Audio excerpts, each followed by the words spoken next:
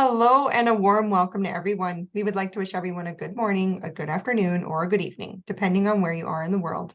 My name is Samantha from SAFEopedia, and here at SAFEopedia, it is our mission to support the EHS professionals, operational folks, and any safety-minded individuals with free safety information, tools, and education.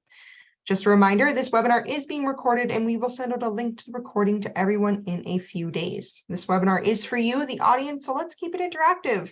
Make sure you get your questions and your comments into the Q&A panel and we will get to them at the end of this presentation. Today, we are proud to present how a high reliability organization impacts safety and profitability. This SAFEopedia webinar has been brought to you today by Avetta. It is now my pleasure to introduce to you today's presenter, Corrie Pitzer. Corrie is the CEO and founder of SAFEmap International, a company specializing in the psychology of risk. He consults internationally on many corporations in mining, utilities, military defense, and construction, all with occupations in which people can be seriously injured or killed in their work. Corrie was an infantry platoon commander, an underground miner, and he has done every dirty job to earn money for his studies. Corrie enjoys skydiving, motorcycling, and car racing. As a result, he knows more about risk than safety. I am very grateful to have you all sit back, relax, and enjoy this presentation. With that, Corrie, let's jump into it. Thank you, Samantha, and thank you, Avetta, for the opportunity to present to you today the topic of a high reliability organization and how it impacts safety and profitability. The topic of the high reliability organization is a very old one. It's been developed originally by Carl Wick and his co-researchers. And there's been a lot of talk about it, that it really pertains to NASA, to aircraft carriers, and to nuclear plants. And that's very much where it's confined to. And it hasn't really been a topic that, or a kind of organization that has been successfully recreated in other circumstances. And I'll come back into that in a moment. But I want to share with you today an organization that I think has successfully deployed the principles and the practices of the high reliability organization beyond just an academic topic. And this is my agenda for today. I'm going to go through a bit of an introduction of myself. I have a stock standard introduction just to put you into context of where I'm going with the presentation. I'm going to look at catastrophic events. I do this often in my presentations to put the perspective on where we're going to take this discussion. And then I'm going to discuss a culture of failure. How does that actually evolve in organizations?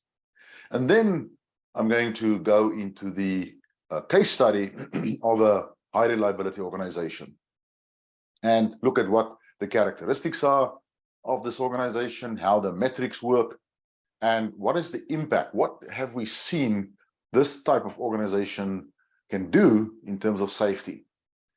I'd like to cover the human connection in all of this because that's really the key to everything.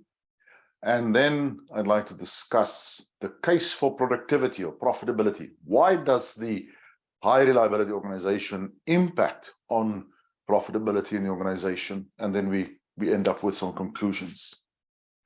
So my career started really many years ago in South Africa. I was trained as a psychologist, industrial psychologist in South Africa. I did a master's degree, and I did a master's degree in business as well, MBA, but really couldn't find a job. So I ended up teaching at a high school. And little did I enjoy this, no fun at all to be a teacher in a high school at all. And I decided that I need some other challenges. I then applied for jobs, and there was a big mining organization in South Africa, which is today actually part of BHP, which is the largest mining company in the world. But this company had 60 mines in South Africa, and they advertised for human resource managers. So I applied for the job. I eventually got selected for a position, and little did I know that this is going to be a tremendous shift and dramatic turnaround in my life. I was sent to, this is the company, part of the company was, of this company was called Union Corporation. One of the divisions was Impala Platinum, and this is the town that I started to work. And the first manager that I worked for was the manager of one of the mines, and he was very well known for his fierce and aggressive management style. He was an extremely good mine manager, and he's an Irishman, but unfortunately he hated HR. He just did not like HR. This is a new thing at the time in the mines. This is in the 80s. And he decided that I will go underground and I will get a blasting ticket, and then he will give me an office to be an HR manager. Well, to become a miner, you have to go through a training process. And this is the mine shaft that you start your training. You train underground in a training center underground, and you go underground in what they call skips. Now, the miners are a tough lot of people. They do an incredibly dangerous job. And this is a picture of typical miners, very, very forbidding. They don't smile a lot if you think about where they have to work. But basically, you go underground and you bundle all together in a what they call a mine skip. This is basically an elevator, massive elevator. 50 people can gather in one deck. Another 50 people on another deck, and these two decks go down underground, and this is what it looks like. Traveling at 6 meters per second in 3 shafts. We go down the first shaft, then we're going to go a long way, then down the second, and then down the third. The experience, your ears blocking now.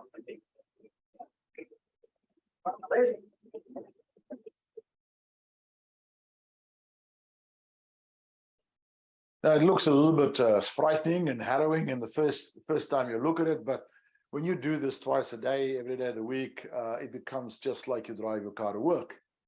But also what you do is you go down. When he says you go down, you walk a little bit, you go down another shaft, you go down another shaft.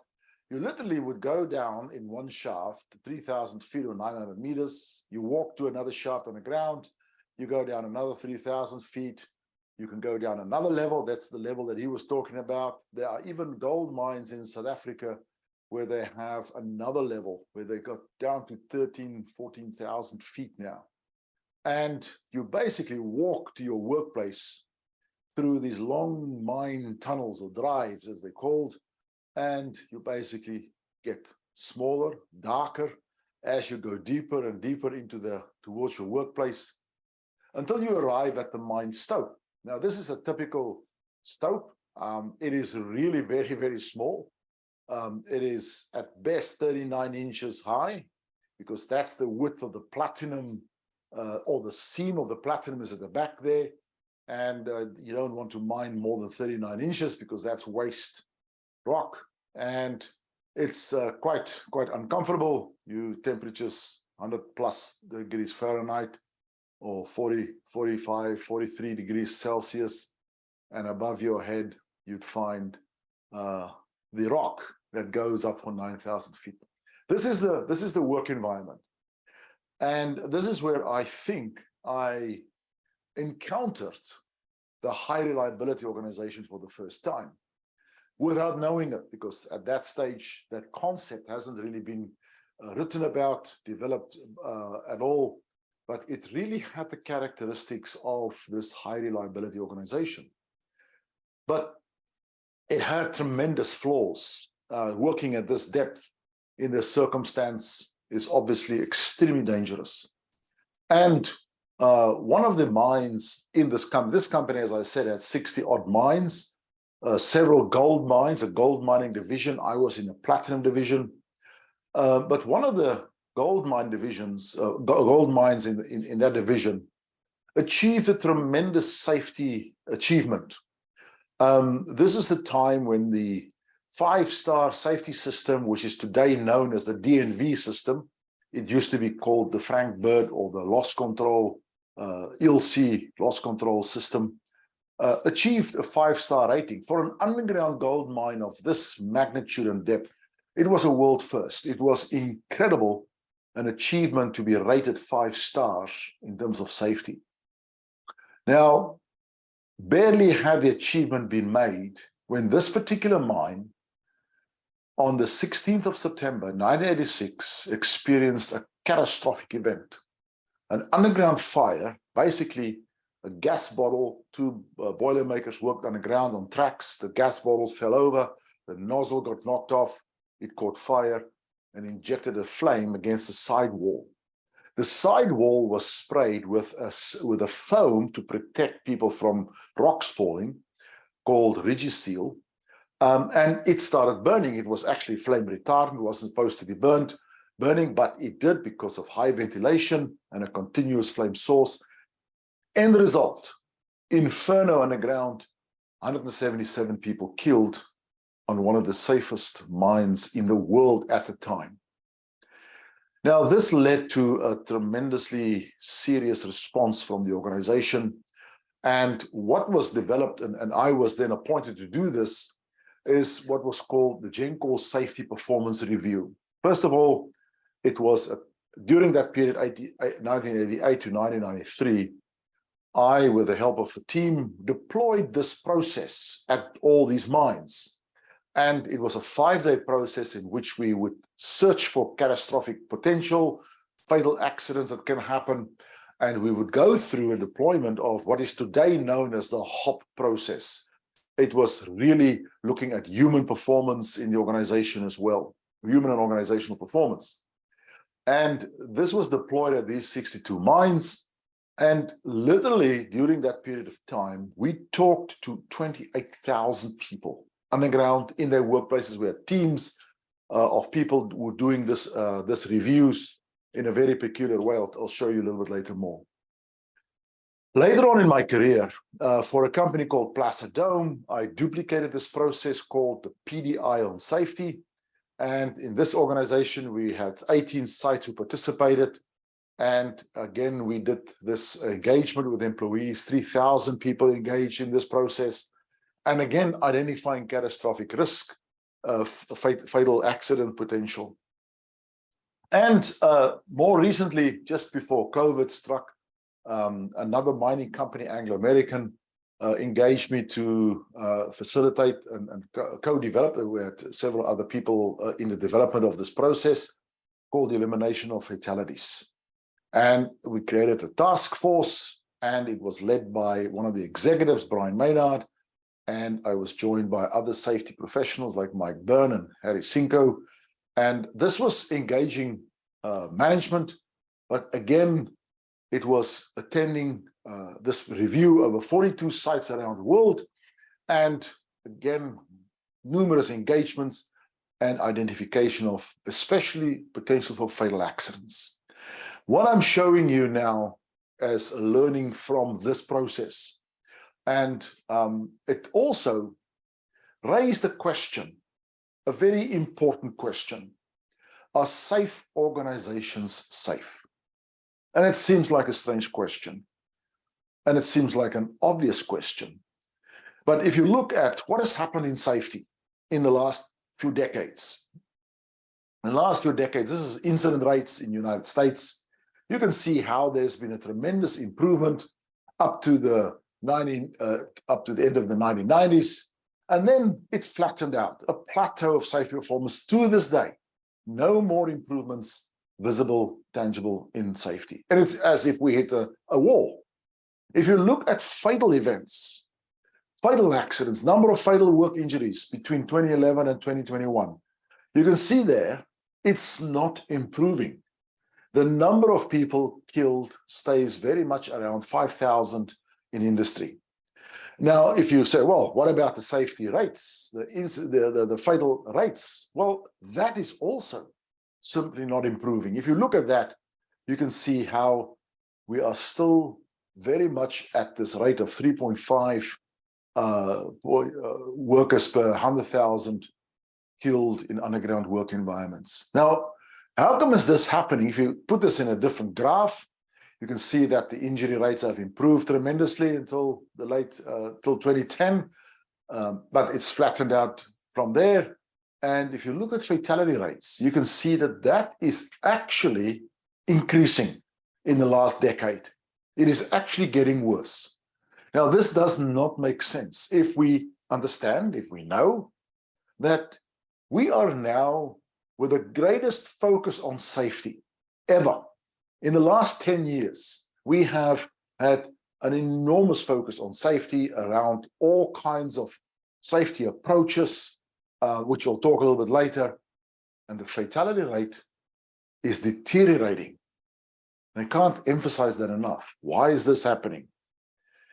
Well, I think part of the answer, maybe a lot of the answer, lies in what has already started to evolve way back with the Titanic disaster.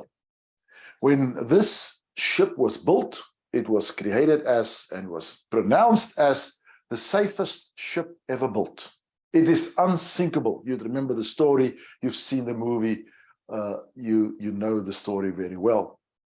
But what has happened in industry? If you look at fatalities, but you also look now at catastrophic events, these are well-known organizations that all of them at some point had been renowned for their safety performance, especially in terms of incident rates. These organizations boasted so often about how well they're doing in safety. And I'm saying boasted, but more so in terms of being proud of what they're achieving and have achieved in safety. Union Carbide, obviously, in terms of today's part of Dow Chemicals, is an organization that owned the Bhopal plant. And all of these organizations experienced catastrophic events, but not just this few. There are numerous organizations that I call near zero organizations that to this day, we're experiencing catastrophic events of organizations that one day, up to a point, they are incredible in terms of their safety performance, and then it deteriorates dramatically into catastrophic events. Now, what is the process here? If you look at their characteristics, and I've shown this slide many times in my presentations, they focused on safety as a core value. They were fixated on compliance behavior, elimination of at-risk behaviors of workers. They were advanced in their approach on technology, systems, audits, enforcement. They're better than the most. And they were targeting low accident rates as a measure of safety, and they were close to zero. Hence, I call them near zero organizations. If you look at them as well-managed companies, you probably see your own company displayed as one of those, or all those characteristics. But let's have a look at the culture of failure.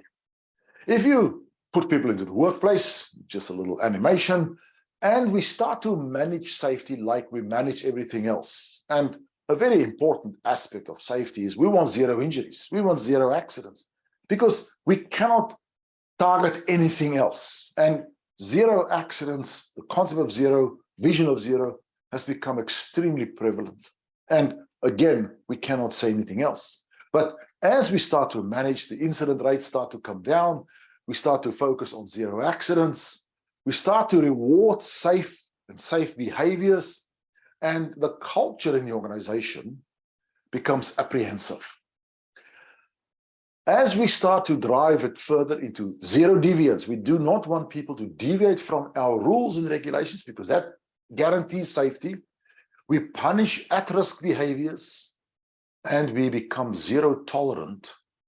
We have a shift in culture that I call anxious culture. And then as we start to reward zero, and you start to see a strange split. And this split is what is on one hand is called looking good injury frequency rate, and on the other hand, the real lost time injury frequency rate. We start to see the process of where fear in the organization becomes a very powerful factor, the fear to fail. And this fear to fail is like a membrane in the organization. It allows only good news and distorted news to flow through to the top. Bad news still exists in the organization, but they are talked about at the low levels in the organization. It doesn't go through. This is what I call risk secrecy. Now, when you look at the typical models of safety maturity, increasing trust, increasing transparency in the organization, this is very typical models, Bradley curve. This is typically what is known or being typified as safety one. I don't quite agree with all these terminologies, but this is typically what is known as safety one. But this is where you see these kind of approaches, interventions in safety most active. This is what plays a role in this creation of a culture that's restrained, deluded, and distracted.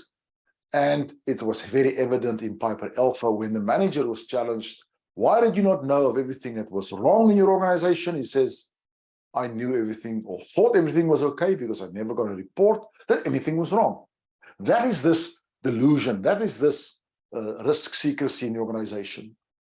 But as we drive through higher levels of maturity to become and create what is called more righteous, reliable, or resilient kind of organization, and what is more known as safety 2 these days, even in these circumstances, as you've seen in my stats there, these are the typical things that we are now driving. And I promote these kind of concepts.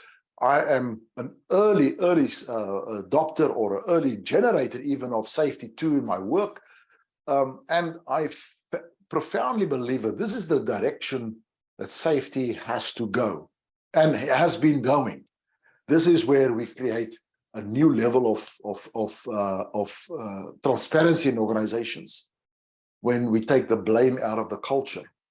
But something is starting to happen maybe. Maybe there is a different kind of fear that's starting to evolve. And this is how it may happen. We start to talk about psychological safety, safe spaces for employees. We started to talk about psychosocial hazards and care and trust of your employees. I strongly promote these concepts. But my fear is we are creating an organization where the culture becomes an adored culture, where the organization becomes an adored culture, an adored organization. And it's almost like a kumbaya in the organization, where you now see accident rates still coming down, but are we seeing, and I'm thinking we do, seeing serious events starting to increase. And the fear to fail is replaced by a fear to disappoint. It is as dangerous because it also ensures that good news and distorted news goes up in the organization. But more importantly, bad news doesn't stay here. It now gets suppressed. And this is the breakthrough where I think that is needed. Now, if you go back to the work of the Black Swan theory by Nassim Taleb, tremendous impact on the thinking on catastrophic events. Basically, a black swan can only be predicted in hindsight. It cannot be predicted in foresight. And this is something that comes out of the blue, out of the black, it hits you, you never thought of it. And then suddenly everybody looks at a black swan event and say, oh, it was an accident waiting to happen. You should have known about this. And another researcher, this is all in the financial world, Didier Sonnet, created the concept of dragon kings. And basically, I didn't like the dragon king, so I changed it to purple dragons. But here's the difference between a purple dragon and a black swan. One is they are to some degrees predictable, and if not predictable, at least discoverable. Here's an example. On one of my activities with a previous mining company on this safety culture, safety review for culture event, for catastrophic events. This is one of the mines that we visited, and it was a tremendously high-performing organization, 40 years of mining, 0 fatalities, incredible safety record. And when we did this review, we discovered as a team that the air intake of the mine is placed right there, that behind that picture, you can see the power generation plant, the remote mine where they generate their own power. The diesel tanks were situated underneath the air intake of the mine. So if a fire would start in the diesel tanks, the air intake would pump those toxic gases into the workplace.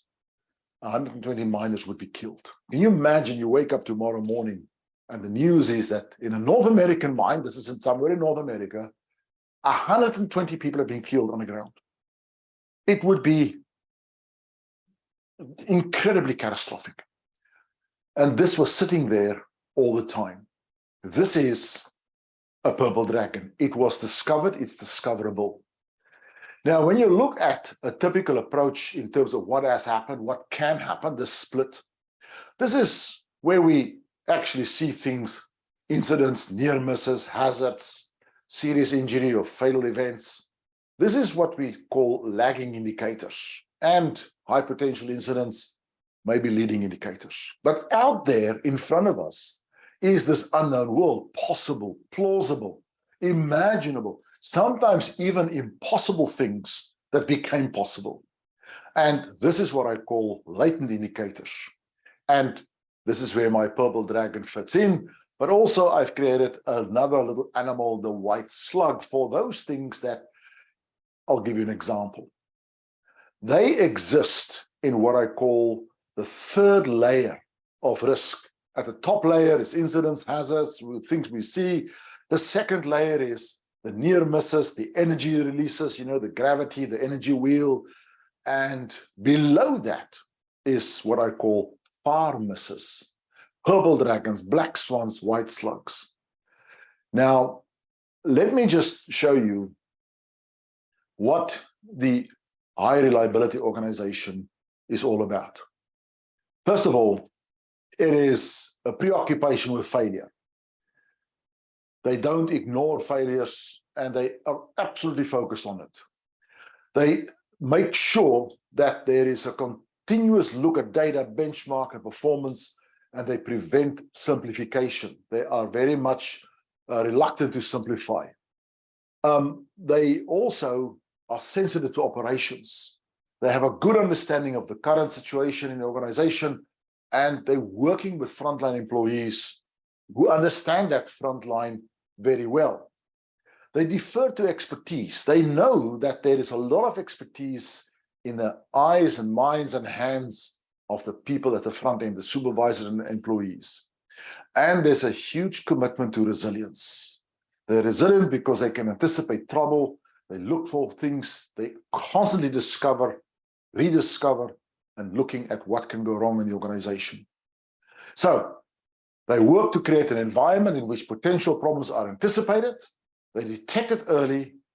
They're virtually always ready to respond, and they prevent catastrophic events. Now, this is the organization that I want to present to you as a case study. This is a tremendous organization. This is a company called Deb Marine. I'll show you a little video of them in a moment. But for them and with them, we've created a process that is called SafeSentry, and it's deployed in this organization.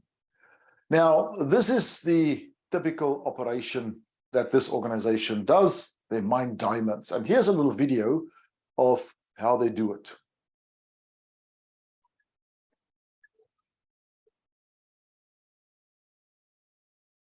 Millions of years ago, diamonds were washed down the mighty Orange River and deposited them into the sea and along the Namibian coastline, resulting in the richest known marine diamond deposit in the world. This is the treasure that Marine Namibia is committed to unlock, driven by a joint venture between the government of Namibia and De Beers, powered by a massive investment of people, skills, and equipment. Marine Namibia operates 6 uniquely fitted vessels, each capable of harvesting the sparkling treasures that lie deep below the sea. These vessels are ingeniously designed. They utilize a massive 280-ton track-mounted crawler that extracts material from the seabed, The crawler is connected to the vessel by a huge 165-meter-long rubber hose that pumps some 10,000 cubic meters of water and gravel for processing every hour, where the gravel is screened and then crushed by ball mills. The result is a diamond-rich concentrate, which is then sent to the recovery room. The diamonds are canned, sealed, airlifted from the ships for final sorting and valuation in Windhoek. Think about risks involved in mining. It's almost exemplified in the circumstance that they mine off the seabed on ships. People live on these ships for 28 days, then go home for 28. Another ship comes on stream, and this is a continuous operation. Helicopters fly in and out on an almost daily basis. The risks are out there at the extreme. And here's what the process looks like, the SAFEmap process. All employees on the vessel have been trained in some techniques and skills. I'll show you a little bit about that. But they also use this process.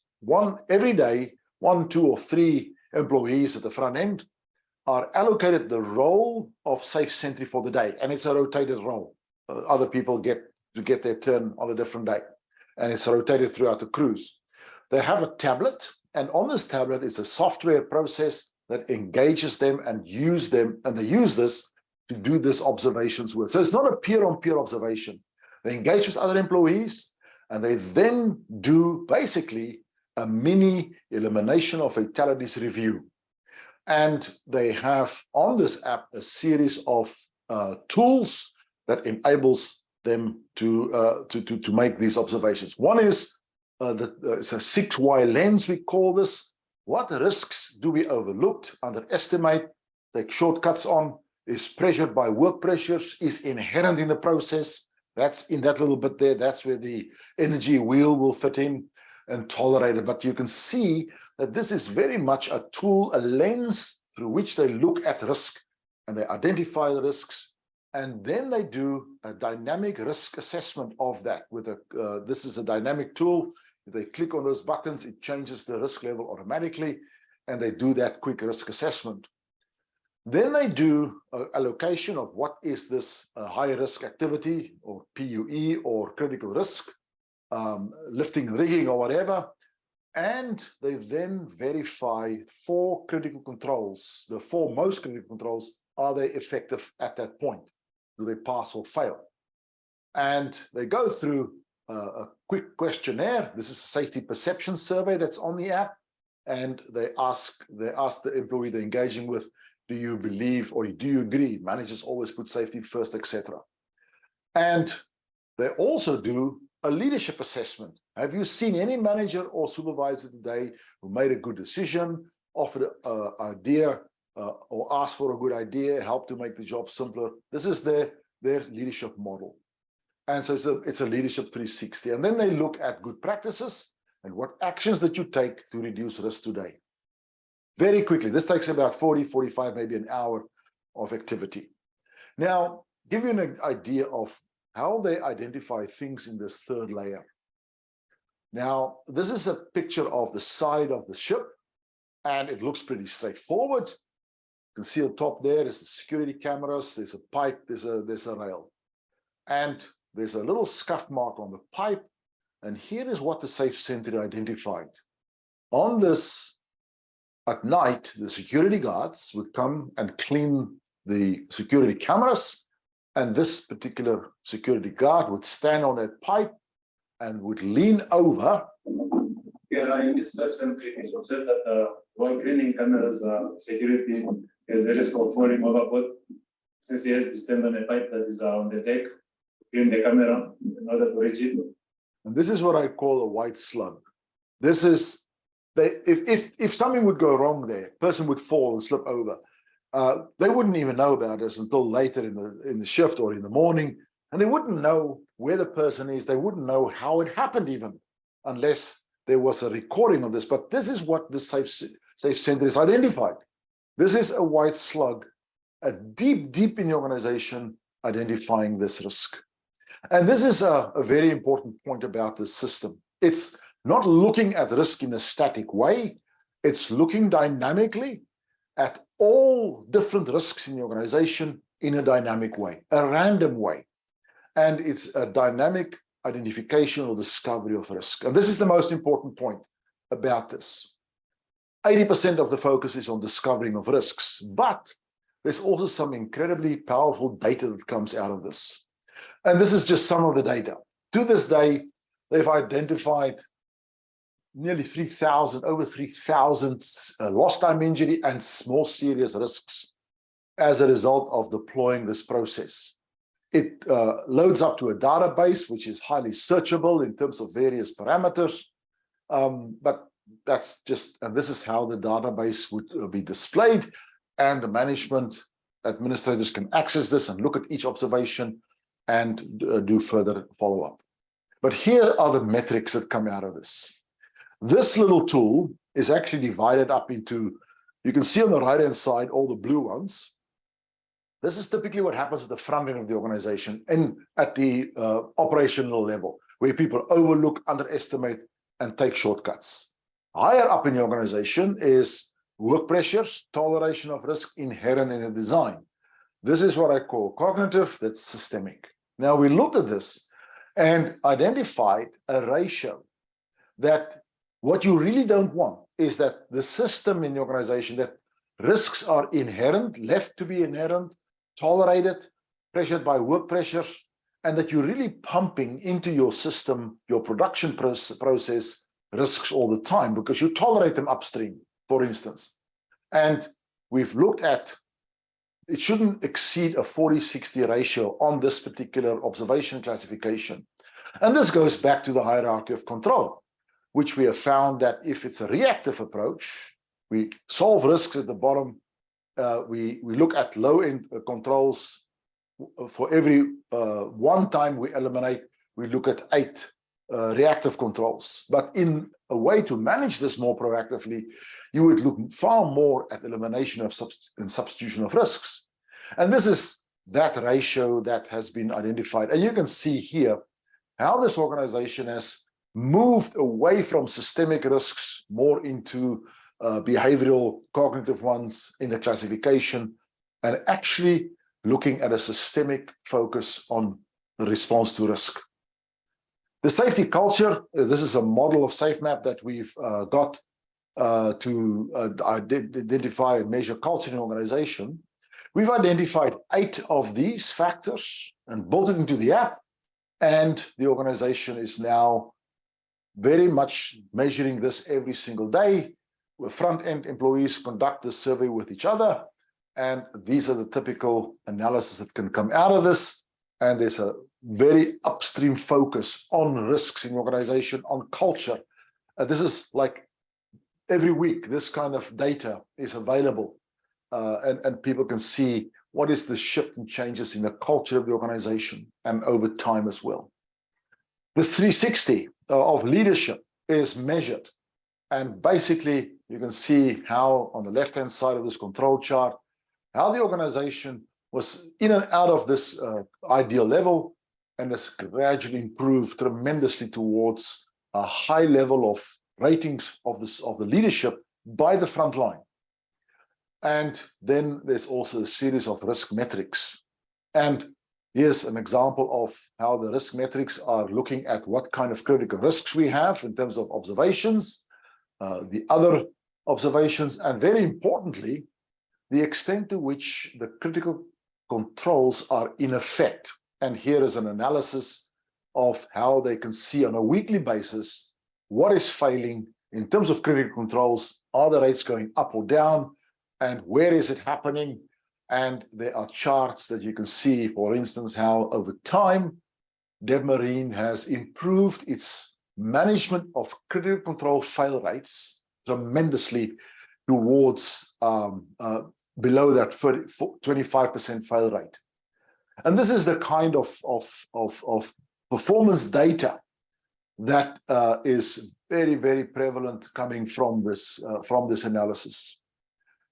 But then very importantly is the impact. Now, I've shown you a little bit about Piper Alpha.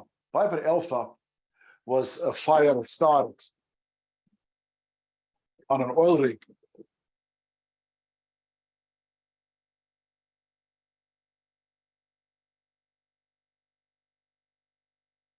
And 167 men died in that accommodation block. Now, of course, Deb Marine is operating on sea, just like this organization, Piper Alpha. And I want to show you some of the findings, some of the observations of those 900 plus serious, fatal and catastrophic events. Just look at what has been identified on the vessels. On Piper Alpha, a gas pipe leaked, and that was the source of the fire. Have a look at this amazing observation of one of the safe sentries. There's a power cable on the bottom right. When he lifted it up, he noticed that it was shaving through a gas pipe, and that is a acetylene gas pipe. And you can see there's electric cables in the area. This is deep in the organization identified and a catastrophic event prevented. The water deluge system on Piper Alpha was shut down because they had scuba divers in the water during the day. They switched it off, and that was normal practice. A similar thing happened on one of the vessels. I was conducting a safe sentry within the boilermakers workshop. A big concern I noticed was that the smoke and heat detectors were actually disabled for the day, which is sometimes acceptable if there's a lot of hot work taking place. And I noticed that the 3 detectors that were disabled on the fire detecting panel was still in disabled mode. Again, a normal practice, but a small factor, a small trigger in a huge catastrophic potential event. Ventilation failures during the fire on Piper Alpha. The ventilation failed. Have a look at this amazingly clever observation by one of the frontline employees. This is an excellent observation. All of us in the engineering department has been walking past this vent for years, and we never saw this. We cannot stand high up and try to close something in that position. And then one of the big disasters in maritime industries is the Zeebrugge disaster that was in Belgium, and they sailed off with the doors open. And here's what has also happened on the Marine. They found this fire doors, or this doors to be kept open because people injured themselves, and finger injuries, and it was kept open. And if something goes wrong, this would be catastrophic. Now, there's a range of powerful metrics and identification that came out of this process. And it is very much surrounding this deep elimination of latent triggers of accidents. And also a lot of systemic issues, leadership, cultural issues that have been identified. So there's a hard side and the soft side of this whole process. And if you look back at what I said about the high reliability organization, preoccupation with failure, reluctance to simplify, sensitivity, deference to expertise, commitment to resilience, just listen to the captain of one of the vessels, how he actually describes those characteristics as how the safe sentry system creates this. Another critical thing that appears, so we are increasing or improving the risk competence of different people on board the vessel. This is something that is done by everyone on board. We'll be breaking another very well. The whole process is about risk, but it's much bigger than just risk. It's developing a human being on different levels. The mistake that we made in the past is we have tried to fix problems without really understanding. This we won't be waiting for something to go wrong and go into incident investigation to try and figure out what something that we need to we are proactively looking for ways to fix and improve our safety on board to eliminate the risks. He actually describes that whole process of a high reliability organization in much detail there. In a very, very simple form, this is actually working in practice. And if you have a look at what I mentioned earlier on, we creating circumstances maybe where we are actually contributing to the increase in serious accidents. This is a different level of safety culture.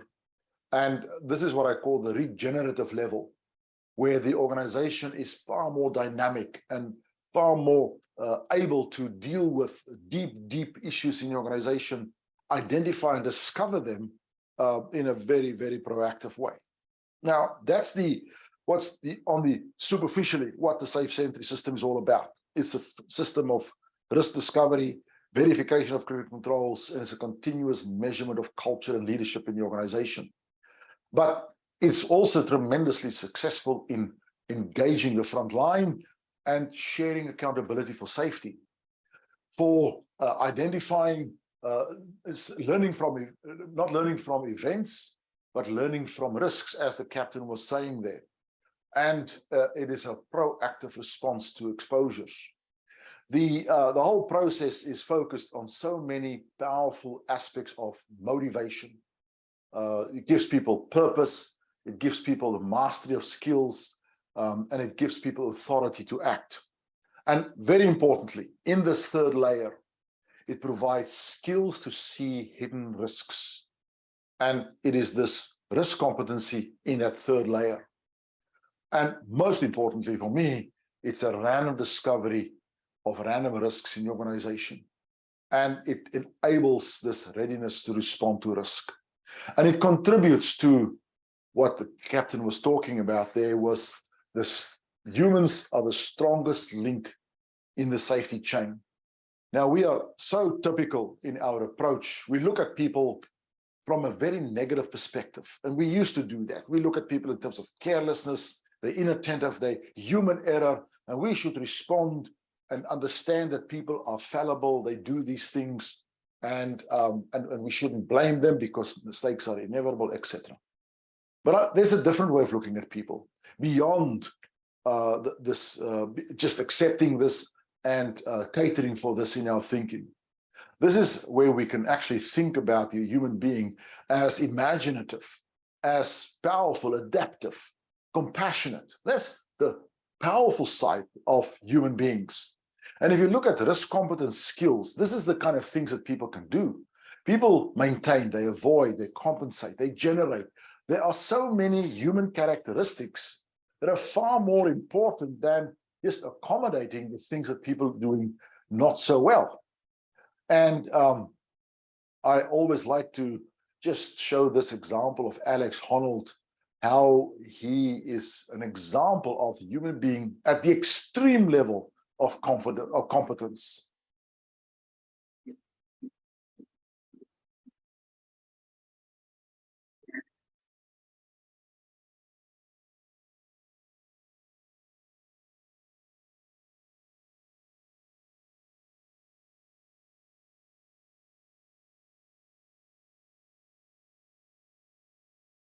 Now, I'm not necessarily promoting mountaineering without gear, but because he has no safety equipment, he is extremely competent. And there's some value in that, thinking about that. Humans are powerful. And this is what the SAFEmap system is actually unleashing. Humans can optimize. This is the master level. They can manipulate, they can exploit, they can create. Just like Captain Sully Sullenberger decided to land that plane in the Hudson River, instead of simply blindly following a procedure, which probably would have killed those 152 people on that plane, he took a risk. He understood the risk. He understands he needs to create something new, and it is far beyond pilot error. There's always a blame on the human beings. Pilot error, it's fallible. Well, pilots are actually in charge of hundreds, if not thousands of pilot saves every day. And that's what you've seen examples of, what SAFEmap process and SAFEmap on the vessels have actually achieved and is busy achieving every single day. Now, to come back to this what the high reliability organization works to create an environment in which potential problems are anticipated, detected earlier, virtually always responded to early enough, and preventing catastrophic events. You've seen examples of that. And they've always been talking about it's part of a specific kind of organization like aircraft carriers and NASA and nuclear plants. But here you've seen an example of how it is actually able to put this into place into your workplace. We can take those practices and principles, and we are now working with organizations in the utility industry, in different kinds of environments other than mining, where this process is being implemented. But there is something about this that is typical of a video that I've seen about aircraft carrier, which I believe is the second most dangerous workplace on earth after my stope. And this is the landing of jets on the deck, and it has to be done and catching a hook as they land the plane. And I love to show this video because this is how dynamic that work environment is. And if something goes wrong,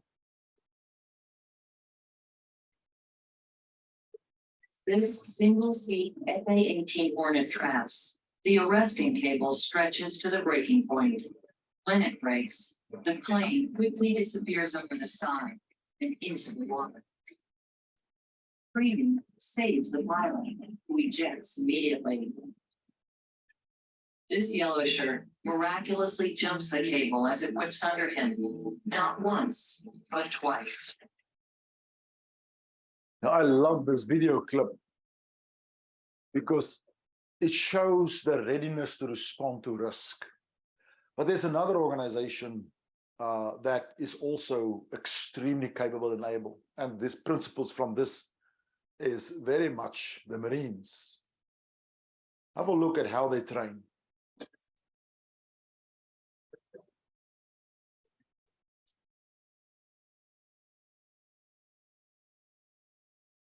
Now, there's a little acronym, a SOSPN, that explains everything and captures everything I think about the high reliability organization. Always ready, disciplined. That's an important thing. Always ready and disciplined about risk and critical risks in the organization. The S is for Semper Fidelis or Semper Fi, which means always loyal. And this is what they create in this environment. People are loyal towards each other in this environment of the high reliability organization. They've got one focus. And then one focus everybody understands is the prevention of fatal catastrophic events. Very clear. That's what we're doing in our organization. They're willing and able to speak up. They allow speaking up, but in a very proactive and a very constructive way. People are supported to do that. And they live by values. Values drive the organization. In the Marines, everybody that has been in the Marines know JJ Dit Buckle explains the values of the organization. Your organization has values. You may see them on a poster, but that's not where it's important. It is important where people live them and know them and experience them every single day.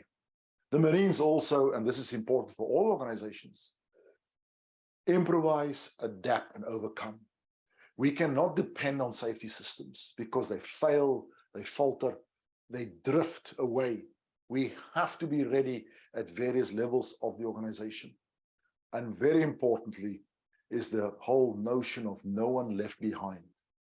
We take care of each other, and that's what I experienced in that stope where I worked. I knew people will take care of me when something goes wrong. And this is what is translated for me from a SOSPN into passion. That's what typifies those organizations. It is not just, let's be safe, let's achieve this, let's make accidents go away, let's prevent, let's be kind to each other, let's take care of each other. That's not what it's all about. There's much more to that. It's the passion that I've seen in this environment. And for me, this readiness to respond to random risks relentlessly is really what defines safety. And I think this is for me, the true definition of safety. And it exists in our systems, culture, and processes. Now, finally, about the bottom line. Steve Jobs said, manage the top line, your strategy, your people, and your processes, and the bottom line will follow. Profitability will follow. Now, if you look at how the strategy and people and process are managed and focused on in the SafeSentry system, I quote here the general manager of operations of Deb Marine, Jan Nel, and I think this is very empowering. He says, we are soft on people, but we are hard on standards. And that goes back to that discipline. On critical risks, we cannot relent on those.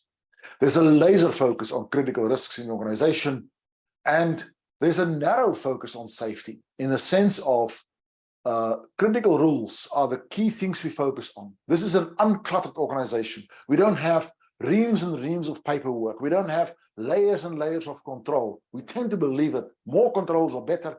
In fact, less control is better. And this is what you've seen, how they've achieved that in that organization. And very much that enables innovation. Innovation is the heart and soul of the organization. That is the heart and soul of profitability. Through people, frontline engagement, creating competence in the organization, and making them the strongest link in the safety chain.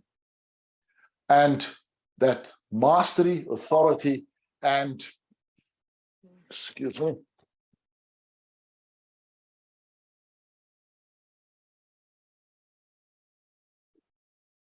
in terms of processes, we're opening up cross-functional focus in the organization, where people from different departments, different angles can look at risk and at profitability, reducing variation, like you've seen in that example. And they also regard risk as friendly, not just as a threat, but as an opportunity, and creating this readiness to respond to risk. And there are some metrics there, which I won't go into detail now, but these are absolutely measurable part of safety, which we're not measuring now. And finally, close with another little view from Africa. Abe Gubegna said very powerfully one day that every day in Africa, the gazelle wakes up, it knows it must run faster than the fastest cheetah or it'll be killed. Every morning the cheetah wakes up and it knows it must run faster than the slowest gazelle or it'll starve to death. It doesn't matter whether you're a cheetah or a gazelle, when the sun comes up in Africa, you better be running. Now, for me, this is the most powerful statement about safety. Every day, we have to wake up, figuratively and physically, and we have to start recreating readiness to respond to risk. From moment to moment, job to job, project to project. Safety is not a static entity. We have to continuously create it. There is no start, there's no end to the safety journey, but there is also no start. It's always starting. And with 1 minute to go, that's my story. Thank you very much. Fantastic, Corrie. That was a ton of information. But now is the time. If anyone has any questions for our experts on the panel here, get them in now. I always like to ask Corrie, since it was a ton of information, is there anything you want our audience to keep top of mind or take away from today so that they can be successful moving forward? Do you have anything that is sort of hard hitting, the highlight, a quick brush stroke, if you will? It's part of what I said there. We have to change how we define safe. We define safe, we used to define as the absence of accidents. Now we define it as the presence of control, presence of capacity. I think we have to go beyond that. We have to define it deep in the organization in terms of this concept of readiness. Readiness to respond to risks, which are random relentlessly. That if you change your organization's definition of safe to that, you will find you're doing safety very, very differently and very, very proactively. That is a fantastic perspective, the readiness for safety. I think if we all were a little bit more mindful about that, you're right, it could change our futures. I have a congratulations here. So thank you for the presentation. Another question just came in here. They say usually humans are considered the weakest link in the safety chain. What approach would you use to convince leads about this issue? Yeah, that's a very big step to take, because we constantly accept the humans and regard the humans as the weakest link. And therefore, even in our more progressive focus in safety 2 or safety differently, we want to accommodate that weakness. We want to say, we're not going to blame people. We're going to understand what people are doing. We're going to focus on the systems that produce the behaviors at the front end. That's all true. But we are still saying people are fallible. And of course we are. But if we start to focus on the positive aspects of people, on what people are capable of doing, and starting to reward and recognize achievement in safety, not the absence of accidents or how we have not had accidents, but the tremendous contributions that people make in safety in terms of ideas, suggestions, support from the front end, then you're starting to actually reinforcing the perspective that people are doing positive things. I introduced the safety recognition system way back in my career, where supervisors were giving out little scratch cards to employees who do things well. And it was tremendous how people started to chase the supervisor for, hey, come and have a look at my workplace. Look at what I'm doing well, so that they can get this little reward card. It was worth $5 or $10. But most importantly, the supervisor started to look for positive things. When we go into a workplace, we're looking for what goes wrong. We should actually look for what is done well by the employees, and we should start recognizing that. Simple step forward, but that's how I would start making that shift happening. Perfect. Great answer. Another person said, engage and trust people to deliver. So we have one last question here. They say, great presentation, great session. Thank you so much. How can we engage employees in a system like SafeSentry where there is a challenge with literacy? Some people may not be able to read or write. Do you have any recommendations for that? Actually, this SafeSentry app, some people are illiterate or limited in literacy. For instance, they don't have to type anything into this. They record their observations orally. They just press a little symbol and they press a button. They take a picture with it. They record their observations. It gets transcribed into text. It is actually possible to do this without being able to read or write. In fact, the system was created originally where most people in South Africa at the time, 20 years ago, where most people were illiterate in this gold mine where I designed the system originally. So the app is designed to be able to accommodate that, and it's quite possible to deploy that. Absolutely. Well, Corrie, I want to thank you, and I want to, of course, thank SafeMap International for allowing you to be here, Avetta for allowing us to put this on, and you, the audience, because without you, none of us would be able to put any of this on today. So on behalf of SAFEopedia, I want to thank everyone for attending. I want to thank all of the dedicated safety professionals for the great work they do on a daily basis in keeping our workplaces safe. As always, we will be sending out a copy of the recording to everyone in a few days. So thanks again. Take care. Stay safe, and remember, let's keep moving forward with safety. Stay ready. Bye, everyone.